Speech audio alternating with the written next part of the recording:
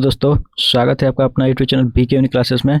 दोस्तों आज के हम इस वीडियो में आप लोग को लगभग टॉप 100 प्रश्न बताएंगे जो बीपीएससी टीआरई 1 में 15 से 20 प्रश्न आता ही रहता है। ठीक है, तो आइए हम लोग लगभग एक एक करके लगभग टॉप 100 प्रश्न देखेंगे। तो आज का यहाँ पे पहला प्रश्न दिया हुआ है कि 1993 में आयोजित विश्व पर्यावरण दिवस का पहला थीम क्या था। बताना है कि 1973 ईस्वी में आयोजित जो विश्व पर्यावरण दिवस मनाया गया था उसका पहला थीम क्या था। तो याद रखना है ओनली वन अर्थ। ठीक है, याद रखना है ओनली वन अर्थ था। ठीक है, नेक्स्ट उसके बाद हम लोग देखेंगे यहाँ पे 2 नंबर प्रश्न यहाँ पे दिया हुआ है कि फोबोस और डाइमोज निम्नलिखित ग्रहों में से किसके प्राकृतिक उपग्रह है। बताना है कि फोबोस और डाइमोज जो है निम्नलिखित ग्रहों में से किसका प्राकृतिक उपग्रह है। मंगल का, शनि का, बृहस्पति का शुक्र का। तो याद रखना है मंगल का उपग्रह है। नेक्स्ट उसके बाद हम देखेंगे यहाँ पे निम्नलिखित में से कौन सा अंग मतलब ऊतक मतलब जिसे टिश्यू बोलते हैं मानव शरीर का नेतृत्व करने के लिए सबसे अधिक संवेदनशील है। ठीक है, तो याद रखना है दिमाग जो है वह शरीर का नेतृत्व करने के लिए सबसे संवेदनशील होता है।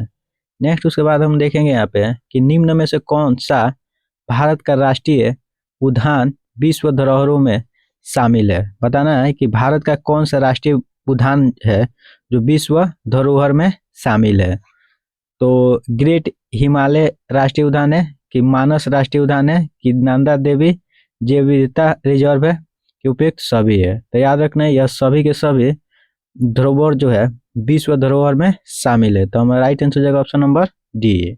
नेक्स्ट उसके बाद हम लोग देखेंगे 5 नंबर प्रश्न कि भारत के छोटे राष्ट्रीय उद्यानों में से एक पम्बदुम 16 राष्ट्रीय उद्यान कहाँ स्थित है। तो याद रखना है पम्बदुम जो है 16 राष्ट्रीय उद्यान कहाँ पर देखने को मिलता है। तो याद रखना केरल में पम्बदुम 16 राष्ट्रीय उद्यान देखने के लिए मिलता है। बताना है कि यह किसके लिए प्रसिद्ध है। आपको कमेंट करके बताना है कि पम्बदुम 16 राष्ट्रीय उद्यान जो है केरल में है लेकिन किसके लिए प्रसिद्ध है। नेक्स्ट उसके बाद हम देखेंगे 6 नंबर प्रश्न कि विश्व पर्यावरण दिवस हर साल 5 जून को दुनिया भर में मनाया जाता है। ठीक है, बताना है कि 2023 में विश्व पर्यावरण दिवस का थीम क्या था।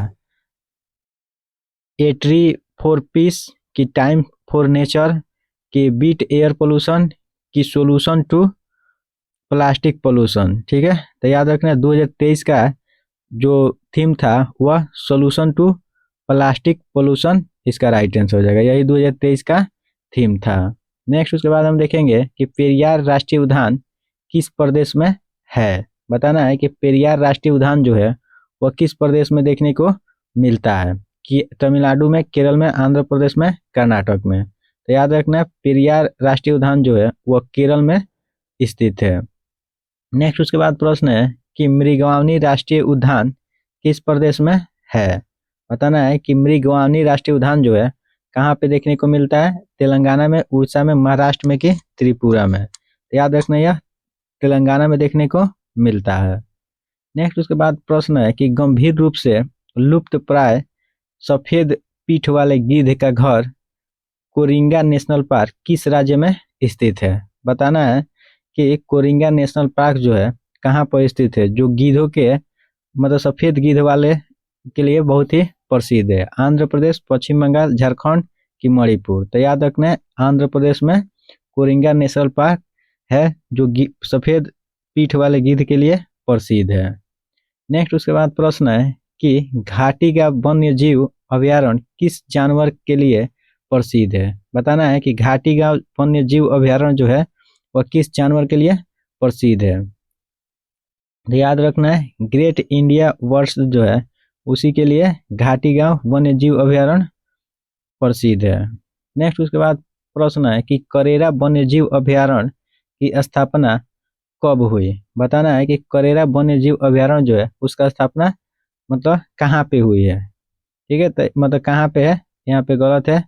बताना है कि करेरा वन्य जीव अभ्यारण्य जो है उसका स्थापना कहाँ पर किया गया है। ठीक है, बताना है कि कहाँ पे किया गया है। तो याद रखना है मध्य प्रदेश में। नेक्स्ट उसके बाद प्रश्न है कि भीमबेटका रॉक शेल्टर जो सैकड़ों हजारों साल पहले मनुष्य द्वारा बनाया गया था, यह किसके अंदर स्थित है? तो याद रखना है यह रातापानी टाइगर रिजर्व में स्थित है। ठीक है, याद रखना है कि भीमबेटका रॉक शेल्टर जो है सैकड़ों हजारों साल वर्ष पहले मनुष्य के द्वारा बनाया गया था, यह कहाँ है? रातापानी टाइगर रिजर्व में स्थित है। नेक्स्ट उसके बाद प्रश्न है कि तोपचांची वन वन्य जीव अभ्यारण्य किस स्थान पर है?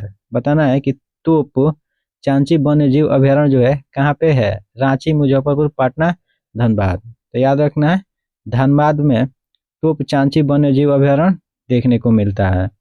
नेक्स्ट उसके बाद हम लोग देखेंगे कि ओकन मासू राष्ट्रीय उद्यान किस प्रदेश में है? बताना है कि ओकन मासू राष्ट्रीय उद्यान जो है कहाँ है? जर्मनी, चीन, जापान, दक्षिण कोरिया। तो याद रखना है जापान में ओकन मासू राष्ट्रीय उद्यान स्थित है। नेक्स्ट उसके बाद हम लोग देखेंगे कि समसपुर अभ्यारण्य किस प्रदेश में है?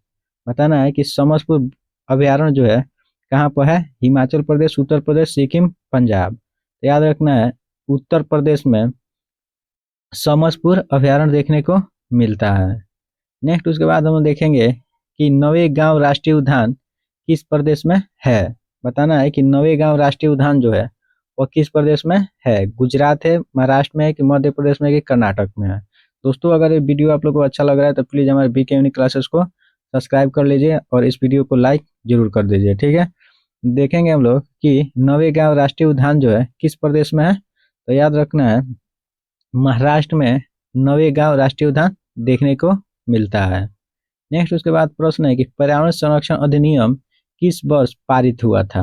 बताना है कि पर्यावरण संरक्षण अधिनियम जो है कब पारित हुआ? 1985, 1986, 1987, 1988। तो याद रखना है 1986 ईस्वी में पर्यावरण संरक्षण अधिनियम को पारित किया गया था।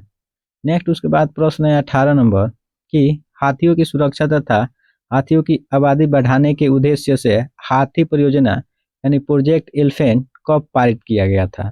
1991, 1992, 1993 की 1994। याद रखना हाथियों की सुरक्षा और हाथी की आबादी बढ़ाने के उद्देश्य से हाथी परियोजना जिसे प्रोजेक्ट एलिफेंट कहा जाता है कब शुरू किया गया था? तो याद रखना है 1992 ईस्वी में हाथी प्रोजेक्ट शुरू किया गया था, मतलब एलिफेंट प्रोजेक्ट एलिफेंट शुरू किया गया था। नेक्स्ट उसके बाद 20 नंबर प्रश्न है कि निम्नलिखित में से कौन सा भारत का पहला वन्य जीव अभ्यारण्य है? सुंदरबन, नीलगिरी, नंदा देवी, पंचमंदी। याद रखना है नीलगिरी जो है वो भारत का पहला वन्य जीव अभ्यारण्य है। बताना है कि किस राज्य में है? बताना है कि यह नीलगिरी जो है भारत का पहला वन्य अभ्यारण्य है जो किस राज्य में स्थित है, आपको कमेंट करके बताना है। नेक्स्ट उसके बाद प्रश्न है कि पिग्मी हॉग दुनिया में सुअर की सबसे छोटी प्रजाति है। पिग्मी हॉग अनुसंधान एवं प्रजनन केंद्र किस राज्य में है? मेघालय में, उड़ीसा में, केरल में है कि असम में है? तो याद रखना है यह पिग्मी हॉग जो है कहाँ पे देखने को मिलता है? असम में देखने को मिलता है।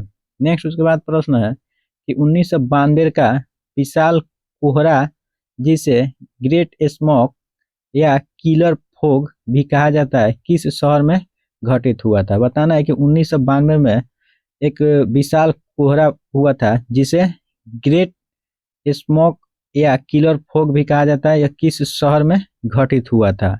लंदन में, न्यूयॉर्क में कि टोक्यो में? तो याद रखना है यह लंदन में घटित हुआ था। ठीक है, 1992 विशाल कोहरा जिसे ग्रेट स्मोक या किलर फोग भी कहा जाता है। नेक्स्ट उसके बाद यहाँ पे प्रश्न है कि 1964 में स्थापित IUCN रेड लिस्ट किस बारे में जानकारी देता है? बताना है कि IUCN का स्थापना जो है 1964 में किया गया था, यह रेड लिस्ट में किस चीज के बारे में बताता है? अनुवांशिक रूप से संशोधित फसल के बारे में तो नहीं, यहाँ पे खतरनाक पौधे के प्रजातियों के बारे में बताता है कि लुप्त प्रजातियों के बारे में बताता है? तो जो लुप्त हो रहा है उस सभी के बारे में बताता है, तो यही हमारा राइट आंसर हो जाएगा। नेक्स्ट उसके बाद प्रश्न है कि मढ़ई के नाम से प्रसिद्ध सतपुरा राष्ट्रीय उद्यान किस राज्य में है? बताना है कि सतपुरा राष्ट्रीय उद्यान जो है उसे मढ़ई के नाम से भी जाना जाता है, यह कहाँ किस राज्य में है? कर्नाटक में, मध्य प्रदेश में, उत्तर प्रदेश में कि गुजरात में है। तो याद रखना है मधई के नाम से प्रसिद्ध सतपुरा राष्ट्रीय उद्यान जो है कहाँ देखने को मिलता है, तो याद रखना है मध्य प्रदेश में। नेक्स्ट उसके बाद प्रश्न है कि मानस राष्ट्रीय उद्यान जो एक हाथी अभ्यारण्य भी है किस राज्य में है। बताना है कि मानस राष्ट्रीय उद्यान जो है जिसे हम लोग हाथी अभ्यारण्य के नाम से भी जानते हैं कहाँ पे, असम में कि बिहार में कि उत्तराखंड में कि मध्य प्रदेश में। तो याद रखना है मानस राष्ट्रीय उद्यान जो है असम में देखने को मिलता है, जो हाथियों के लिए बहुत ही प्रसिद्ध है। नेक्स्ट उसके बाद प्रश्न है कि राजबाड़ी राष्ट्रीय उद्यान किस प्रदेश में है। बताना है कि राजबाड़ी राष्ट्रीय उद्यान जो है किस प्रदेश में है, मध्य प्रदेश, नागालैंड, उड़ीसा, त्रिपुरा। तो याद रखना है राजबाड़ी राष्ट्रीय उद्यान जो है त्रिपुरा में देखने को मिलता है। नेक्स्ट उसके बाद हम लोग देखेंगे कि निम्नलिखित में से किस प्रकार का कोयला सबसे ज्यादा पाया जाता है। लिग्नाइट, एंट्रासाइट, बिटुमिनस, इनमें से कोई नहीं। तो सबसे अधिक कोयला जो है वह बिटुमिनस पाया जाता है। नेक्स्ट उसके बाद प्रश्न है कि निम्नलिखित में से कौन परियोजना हाथी का मूल विभाग है। बताना है कि प्रोजेक्ट एलिफेंट का मूल विभाग जो फॉरेस्ट डिपार्टमेंट है, ठीक है, तो कौन है, तो याद रखना है पर्यावरण एवं वन मंत्रालय। नेक्स्ट उसके बाद हम देखेंगे यहाँ पे 28 नंबर प्रश्न कि पश्चिमी घाट क्षेत्र के संरक्षण की सिफारिश पश्चिमी घाट पारिस्थितिकी विशेषज्ञ पैनल द्वारा की गई थी। तो बताना कि पैनल के अध्यक्ष कौन थे, तो याद रखना है डॉक्टर माधव गाडगिल, ठीक है, कौन थे, डॉक्टर माधव गाडगिल। नेक्स्ट उसके बाद प्रश्न है कि भारत दुनिया का सबसे बड़ा जैव विविधता वाला क्षेत्र है। भारत में दुनिया की प्रजातियों का कितना प्रतिशत हिस्सा है, तो याद रखना है 7 से 8% हिस्सा है। नेक्स्ट उसके बाद प्रश्न है कि भारत में स्थानिक पौधा की प्रजातियों की संख्या सबसे अधिक किस क्षेत्र में है। तो याद रखना है भारत में स्थानिक पौधों की प्रजातियों की संख्या जो है सबसे अधिक कहाँ देखने को मिलता है, तो हिमालय के क्षेत्र में देखने को मिलता है। नेक्स्ट उसके बाद हम देखेंगे कि भारत का सबसे बड़ा वन्य जीव अभ्यारण्य कौन है। बताना है कि भारत का सबसे बड़ा वन्य जीव अभ्यारण्य कौन है, तो याद रखना है भारतीय जंगली गधा अभ्यारण्य जो है वह भारत का सबसे बड़ा वन्य जीव अभ्यारण्य है। आपको कमेंट करके बताना है कि यह किस राज्य में स्थित है। ठीक है, भारत का सबसे बड़ा वन्य जीव अभ्यारण्य भारतीय जंगली गधा अभ्यारण्य। नेक्स्ट उसके बाद प्रश्न है कि पर्यावरण की दृष्टि से लैंडफिल में अपशिष्ट का निपटान करने वाले किसी भी व्यक्ति द्वारा भुगतान किए जाने वाला शुल्क क्या है। ठीक है, तो याद रखना है टिपिंग फी होता है। ठीक है, किसी के द्वारा भुगतान किया गया शुल्क क्या होता है, टिपिंग फी होता है। नेक्स्ट प्रश्न है कि विलुप्त टोडो प्रजाति का पक्षी जो उड़ नहीं सकता है किस देश में पाया जाता था। बताना है कि विलुप्त टोडो प्रजाति जो है वह नहीं उड़ सकता है, यह किस देश में पाया जाता था, मोरक्को में, श्रीलंका में, कि मॉरिशस में, कि भारत में। तो याद रखना है मॉरिशस में टोडो की प्रजाति पाया जाता था जो उड़ नहीं सकता था। नेक्स्ट उसके बाद हम लोग देखेंगे यहाँ पे 34 नंबर प्रश्न कि इकोलॉजी इस ए सस्टेनेबल इकोनॉमी किस आंदोलन का स्लोगन था। बताना है कि इकोलॉजी इस ए सस्टेनेबल इकोनॉमी जो है किस आंदोलन का स्लोगन था, तो याद रखना है चिपको आंदोलन का। नेक्स्ट उसके बाद प्रश्न है कि फिश मील प्रोटीन, कैल्शियम, फास्फोरस और अन्य खनिजों का अच्छा स्रोत है, इसका व्यापक रूप से उपयोग किसके लिए किया जाता है। बताना है कि फिश मील प्रोटीन, कैल्शियम, फास्फोरस और अन्य खनिजों का अच्छा स्रोत माना जाता है, इसका व्यापक रूप से किसके लिए उपयोग किया जाता है, तो याद रखना है जैविक खाद के लिए इसका उपयोग किया जाता है। नेक्स्ट प्रश्न है कि ग्लोबल 200 क्या है। बताना है कि ग्लोबल 200 जो है वह क्या है। बताना है कि ग्लोबल 200 क्या है, तो याद रखना है ग्लोबल 200 जो है वह WWF द्वारा संरक्षण के लिए तय किया गया 200 इको रीजन लिस्ट है। ठीक है, याद रखना है WW200 क्या है, WWE के द्वारा संरक्षण के लिए तय किया गया 200 इको रीजनल लिस्ट होता है। नेक्स्ट उसके बाद प्रश्न है कि रियो डी जेनेरियो में आयोजित पृथ्वी सम्मेलन 1992 में तय किया गया एजेंडा 21 किससे संबंधित है? तो याद रखना यह स्थिरता से संबंधित है। Rio de Janeiro 1992, agenda 21। Next उसके बाद यहाँ पे प्रश्न है कि 2016 में WRI यानी वर्ल्ड वर्ल्ड रिसोर्स इंस्टीट्यूट द्वारा संकलित ग्रीन हाउस गैस के वार्षिक उत्सर्जन वाले देशों की सूची में निम्नलिखित में से कौन सा देश शीर्ष पर है? तो याद रखना है कौन सा देश शीर्ष पर है, तो याद रखना है चीन जो है शीर्ष पर है।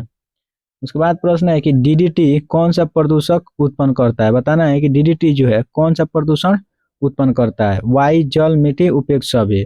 याद रखना है DDT जो है जल भी और वायु भी और मिट्टी भी और सभी के सभी प्रदूषण को उत्पन्न करता है। नेक्स्ट उसके बाद प्रश्न है कि NBWL यानी राष्ट्रीय वन्य जीव बोर्ड भारत के वन्य जीवों से संबंधित सभी मामलों के लिए वैधानिक निकाय है, इसका गठन कब हुआ था? तो याद रखना है इसका गठन जो है 2003 में किया गया था। नेक्स्ट उसके बाद प्रश्न है कि राष्ट्रीय हरित प्राधिकरण की स्थापना राष्ट्रीय हरित प्राधिकरण अधिनियम 2010 के द्वारा पर्यावरण प्रदूषण को नियंत्रण करने के उद्देश्य से किया गया था। इसकी मुख्य पीठ कहाँ है? तो याद रखना है भोपाल में। नेक्स्ट उसके बाद हम देखेंगे कि ओजोन परत के क्षरण के लिए चिमवार CFC मतलब क्लोरोफ्लोरोकार्बन का मुख्य स्रोत क्या है? तो याद रखना है रेफ्रिजरेटर जो है ओजोन परत के क्षरण का प्रमुख जिम्मेदार क्लोरोफ्लोरोकार्बन का मुख्य स्रोत कौन है? रेफ्रिजरेटर। नेक्स्ट उसके बाद प्रश्न है कि राष्ट्रीय वन्य जीव बोर्ड का प्रमुख कौन है? बताना है कि राष्ट्रीय वन्य जीव बोर्ड के प्रमुख जो है कौन होता है? प्रधानमंत्री, राष्ट्रपति, पर्यावरण मंत्री के उपराष्ट्रपति। तो याद रखना है वन्य जीव बोर्ड का जो प्रमुख होता है वह प्रधानमंत्री होता है। नेक्स्ट उसके बाद प्रश्न है कि हाइड्रोपोनिक्स तकनीक किससे संबंधित है? बताना है कि हाइड्रोपोनिक्स टेक्नोलॉजी जो है वह क्या चीज से संबंधित है? तो याद रखना है पौधा की बहुत सी संस्कृति से हाइड्रोपोनिक्स टेक्नोलॉजी जो है संबंधित है। नेक्स्ट उसके बाद प्रश्न है कि चट्टानों के कितने प्रकार होते हैं? बताना है कि चट्टान जो है वह कितना प्रकार के होता है? तो याद रखना चट्टान जो होता है वो मुख्यतः 3 प्रकार के होता है। नेक्स्ट उसके बाद हम देखेंगे यहाँ पे 46 नंबर प्रश्न कि दुर्लभ प्रजाति का शेर की पूंछ वाला मकाक किस वन्य अभयारण्य में पाया जाता है? तो याद रखना यह नीलगिरी में पाया जाता है। नेक्स्ट उसके बाद यहाँ पे प्रश्न है दुनिया भर में 36 जैव विविधता हॉटस्पॉट में से कितने भारत में है? बताना है कि पूरा दुनिया में 36 जैव विविधता हॉटस्पॉट है जिसमें से भारत में कितना है? तो याद रखना है 4 भारत में है। नेक्स्ट उसके बाद प्रश्न है कि अंतर्राष्ट्रीय प्रकृति संरक्षण संघ द्वारा प्रकाशित रेड डाटा बुक उर्फ रेड लिस्ट में कौन कौन लुप्त प्रजाति है? तो इसका राइट आंसर हो जाएगा यह जानवर भी है, फुंगी भी और पेड़ भी, तीनों के तीनों है।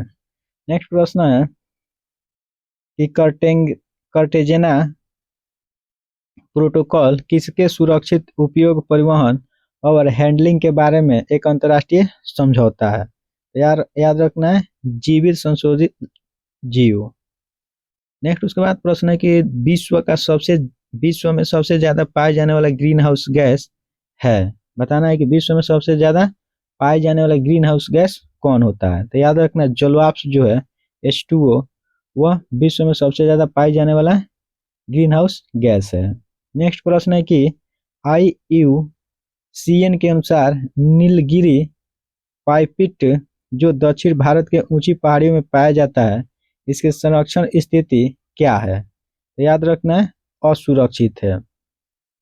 नेक्स्ट उसके बाद प्रश्न है कि नेशनल ग्रीन ट्रिब्यूनल जिसे NGT बोलते हैं यह पर्यावरण संबंधित मुद्दों से संबंधित मामलों के निपटाने के लिए एक वैधानिक निकाय है, इसकी स्थापना कब किया गया है? तो याद रखना है 2010 में किया गया है। नेक्स्ट उसके बाद प्रश्न है कि भारत में वन्यजीव संरक्षण अधिनियम कब लागू किया गया? याद रखना 1972 ईस्वी में भारत में वन्यजीव संरक्षण अधिनियम को लागू किया गया है। नेक्स्ट उसके बाद हम देखेंगे यहाँ पे कि अंतर्राष्ट्रीय प्रकृति संरक्षण संघ की स्थापना कब हुई थी? बताना है कि IUCN मतलब अंतर्राष्ट्रीय प्रकृति संरक्षण संघ की स्थापना जो है कब किया गया है? तो 1948 ईस्वी में अंतर्राष्ट्रीय प्रकृति संरक्षण संघ की स्थापना किया गया है। नेक्स्ट उसके बाद प्रश्न है कि international union for conservation of nature एक अंतर्राष्ट्रीय संगठन है जिसका मुख्य कार्य प्रकृति का संरक्षण करना और प्राकृतिक संसाधनों का सतत उपयोग करना है। इसका मुख्यालय कहाँ है? तो याद रखना स्विट्जरलैंड में IUCN का मुख्यालय है। नेक्स्ट प्रश्न है कि रेड लिस्ट जो IUCN द्वारा प्रकाशित ग्लोबल संरक्षण स्थिति और जैविक प्रजातियों के विलुप्त होने के सूची का पहली बार प्रकाशित कब हुआ था? तो याद रखना 1964 में पहला बार प्रकाशित हुआ था। नेक्स्ट प्रश्न है कि केंद्रीय पर्यावरण मंत्रालय ने किस राज्य के लिए नई तटीय क्षेत्र बंधन योजना को मंजूरी दिया है? तो याद रखना है कर्नाटक को। नेक्स्ट उसके बाद हम देखेंगे यहाँ पे 58वां प्रश्न कि दुर्गावती टाइगर रिजर्व जिसे हाल ही में भारत के 54वें बाघ रिजर्व के रूप में अधिसूचना किया गया था, किस राज्य मतलब किस केंद्र शासित प्रदेश में स्थित है? तो याद रखना यह उड़ीसा में है। नेक्स्ट प्रश्न है कि हरियाली महोत्सव किस मंत्रालय द्वारा आयोजित किया गया था? तो याद रखना पर्यावरण मंत्रालय के द्वारा हरियाली महोत्सव नियंत्रण किया गया था। नेक्स्ट प्रश्न है कि हाल ही में किसने स्वस्थ पर्यावरण को मानव अधिकार घोषित किया है? तो याद रखना पर्यावरण मंत्रालय ने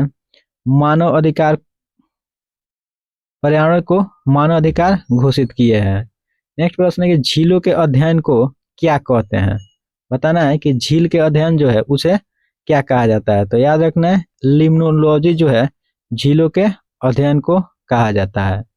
और याद रखना पोटामोलॉजी, ठीक है, पोटामोलॉजी में किसका अध्ययन किया जाता है?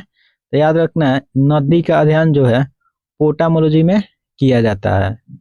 नेक्स्ट उसके बाद प्रश्न है कि ज्वालामुखी रिंग ऑफ फायर जिसे फायर के नाम से भी जाना जाता है एक टेक्टोनिक बोल्ट है, इसका संबंध किस महासागर से है? तो याद रखना है प्रशांत महासागर से किसका संबंध है? ज्वालामुखी रिंग ऑफ फायर जिसे ग्रिल ऑफ फायर कहते हैं, ग्रिल्ड ऑफ फायर कहा जाता है।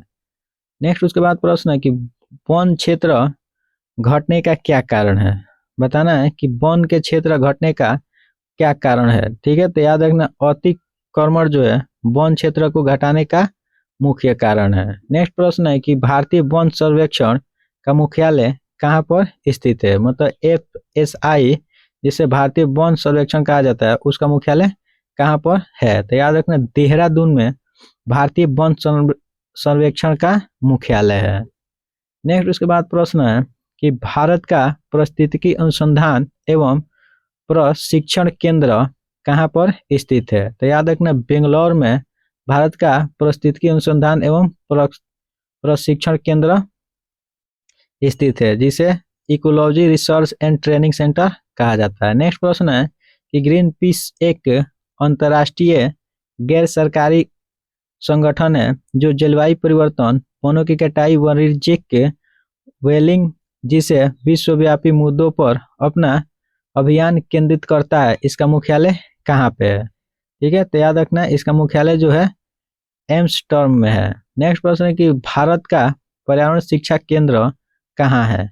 बताना है कि भारत का पर्यावरण शिक्षा केंद्र जो है वह कहाँ पे है? तो याद रखना है अहमदाबाद में भारत का पर्यावरण शिक्षा केंद्र स्थित है। नेक्स्ट उसके बाद प्रश्न है कि भारत में सर्वाधिक जंगल किस राज्य में है? तो याद रखना है मध्य प्रदेश, असम, झारखंड की छत्तीसगढ़। तो याद रखना है मध्य प्रदेश में भारत में सबसे अधिक जंगल है। नेक्स्ट उसके बाद प्रश्न है कि विश्व वानिकी दिवस कब मनाया जाता है? बताना है कि विश्व वानिकी दिवस जो है वह कब मनाया जाता है? तो याद रखना है 21 मार्च को विश्व वानिकी दिवस के रूप में मनाया जाता है। उसके बाद नेक्स्ट प्रश्न है कि कौन सा शहर 2050 तक शुद्ध शून्य कार्बन उत्सर्जन का लक्ष्य निर्धारित करने वाला पहला दक्षिण एशियाई शहर बन गया है? तो याद रखना है इसका राइट आंसर हो जाएगा मुंबई। मुंबई जो है 2050 तक शुद्ध शून्य कार्बन उत्सर्जन का लक्ष्य निर्धारित करने वाला दक्षिण एशिया का शहर बन गया है।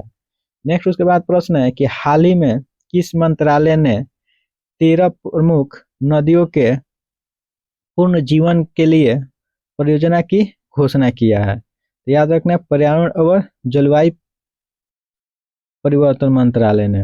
नेक्स्ट उसके बाद प्रश्न है कि गुजरात के उद्योगपति बिरल सुधीर भाई देसाई जिनको global environment and climate action citizen award 2021 से सम्मानित किया गया है, किस नाम से प्रसिद्ध है। तो याद रखना है इन्हें हम लोग क्या बोलते हैं, वाटरमैन ऑफ इंडिया के नाम से जानते हैं लोग। वाटरमैन ऑफ इंडिया सुधीर भाई देसाई को वाटरमैन ऑफ इंडिया के नाम से जाना जाता है। नेक्स्ट प्रश्न है कि प्रसिद्ध पक्षी विज्ञानी और प्रकृतिवादी पद्म विभूषण सलीम मुइजुद्दीन अब्दुल अली को किस उपनाम से जाना जाता था। ठीक है, तो याद रखना है इसे किसके नाम से जाना जाता है, आपको कमेंट करके बताना है। ठीक है, नेक्स्ट प्रश्न है कि ऑर्निथोलॉजी किसका अध्ययन है। बताना है कि ऑर्निथोलॉजी में किसका अध्ययन किया जाता है। तो याद रखना सरीसृप प्राणी जो है उसमें ऑर्निथोलॉजी में अध्ययन किया जाता है। नेक्स्ट प्रश्न है कि निम्नलिखित में से कौन सा जीव प्राणी शास्त्र क्या वह शाखा है जो मछली के अध्ययन के लिए समर्पित है। तो याद रखना है इचिथोलॉजी जो है उसमें क्या किया जाता है, मछलियों के बारे में अध्ययन किया जाता है। नेक्स्ट उसके बाद प्रश्न है कि किस प्रकृति प्रेमी और पर्यावरणवादी कार्यकर्ता को भारत के वन पुरुष यानी फॉरेस्ट मैन ऑफ इंडिया के नाम से जाना जाता है। बताना है कि फॉरेस्ट मैन ऑफ इंडिया के नाम से किसको जाना जाता है। तो याद रखना है जादव पेंग को फॉरेस्ट मैन ऑफ इंडिया के नाम से जाना जाता है। यह प्रश्न भी आई है, बताना है कि फॉरेस्ट मैन ऑफ इंडिया के नाम से किसको जाना जाता है, तो जादव पेंग। नेक्स्ट प्रश्न है कि किस बॉलीवुड अभिनेत्री को people for the ethical treatment of animals मतलब पेटा इंडिया द्वारा 2021 का पर्सन ऑफ ईयर से सम्मानित किया गया है। तो याद रखना आलिया भट्ट को पेटा 2021 का पर्सन ऑफ द ईयर से सम्मानित किया गया है। यह प्रश्न भी आई है। याद रखना है कि people for the ethical treatment of animal से किसको सम्मानित किया गया है, आलिया भट्ट को। नेक्स्ट उसके बाद प्रश्न है कि पर्यावरण वन और जलवायु परिवर्तन की मुख्य सचिव सुप्रिया साहू द्वारा 16वें पक्षी अभ्यारण्य के रूप में घोषित काजू वैली वेटलैंड कहाँ पर स्थित है। याद रखना है तमिलनाडु में काजू वैली वेटलैंड स्थित है। नेक्स्ट उसके बाद प्रश्न है कि मंडला प्लांट जीवाश्म राष्ट्रीय उद्यान कहाँ है। बताना है कि मंडला प्लांट जीवाश्म राष्ट्रीय उद्यान जो है कहाँ पर देखने को मिलता है, याद रखना है मध्य प्रदेश में। ठीक है, मध्य प्रदेश में मंडला प्लांट जीवाश्म राष्ट्रीय उद्यान देखने को मिलता है। नेक्स्ट उसके बाद हम लोग देखेंगे कि किस तरह के पौधा को भारत में मंगल पौधा कहा जाता है। याद रखना है मैंग्रो पौधा को भारत में मंगल पौधा के नाम से जाना जाता है। तो दोस्तों अगर यह वीडियो आप लोग को अच्छा लगा है तो वीडियो को लाइक कर दीजिए और हमारे पीके यूनि क्लासेस को सब्सक्राइब कर लीजिए ताकि ऐसे ही वीडियो का नोटिफिकेशन सबसे पहले आपके पास पहुंचे। मिलते हैं ऐसे ही प्रश्नों को लेकर।